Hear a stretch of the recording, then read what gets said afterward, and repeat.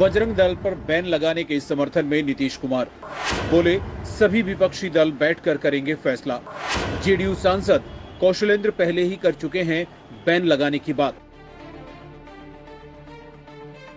विपक्षी दलों की ओर से बजरंग दल पर बैन लगाए जाने की मांग के बीच आज मुख्यमंत्री नीतीश कुमार ने भी बजरंग दल पर बैन लगाने की मांग का समर्थन किया है। यहां बता दें कि हाल ही में जेडीयू सांसद कौशलेंद्र कुमार ने हाल ही में बजरंग दल पर प्रतिबंध लगाने की मांग करते हुए कहा था कि इस संगठन के लोग राम का नाम लेकर लोगों को भड़काते हैं और भीड़ इकट्ठा करते हैं। मुख्यमंत्री नीतीश कुमार ने गुरुवार को कहा कि जब विपक्षी दल एकजुट होकर बैठेंगे तब सभी इस पर चर्चा करेंगे और फिर देश हित में फैसला लेंगे।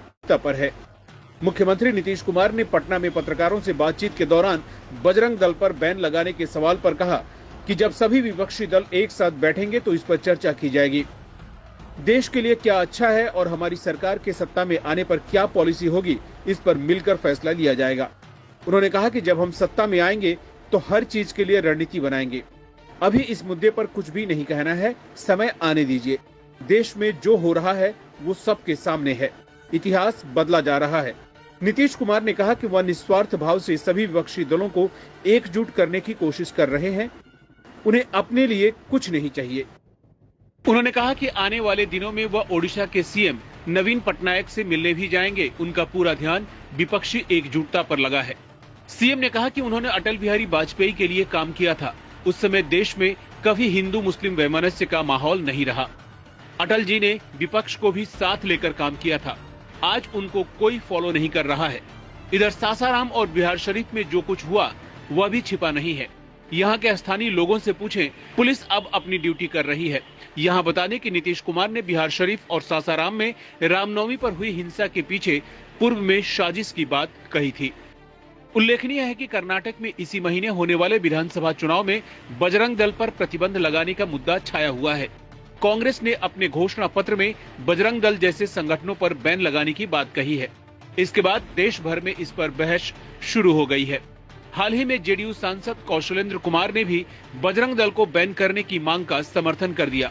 उन्होंने कहा कि ऐसे संगठन भगवान राम के नाम पर भीड़ इकट्ठा कर रहे हैं और फिर उन्माद फैलाते हैं, जिससे हालात बिगड़ सकते हैं। हम ऐसे संगठन पर प्रतिबंध लगाएंगे। जेडीयू सांसद के इस बयान पर बिहार में सियासी उबाल है। बीजेपी ने इस पर आपत्ति जताई है। बीजेपी प्रवक्ता अरविंद सिंह ने कहा कि कांग्रेस श्री राम के अस्तित्व पर सवाल उठाती है। अब उसके साथ आकर जेडीयू भी उसी की जुबान बोल रही है। आरजेडी के जगदानंद सिंह कहते हैं कि राम मंदिर नफरत की धरती पर बन रहा है। यह सब एक पैटर्न के तहत हो रहा है। वो मुस्लिम वोट बैंक को खुश करने के लिए हिंदुओं का अपमान कर रहे हैं। अरविंद ने कहा कि एक दिन आरजेडी का एक नेता बागेश्वर धाम के धीरेन्द्र शास्त्री पर प्रतिबंध लगाने की बात करता है और उसके अगले दिन जेडीयू सांसद बजरंग दल पर बैन लगाने की बात करता है। नीतीश कुमार बिहार में ही हिंदुओं के रहने पर प्रतिबंध लगा दें, हिंदू तुष्टीकरण की राजनीति को समझते हैं। पटना से ब्यूरो रिपोर्ट, टाइम 8 बिहार।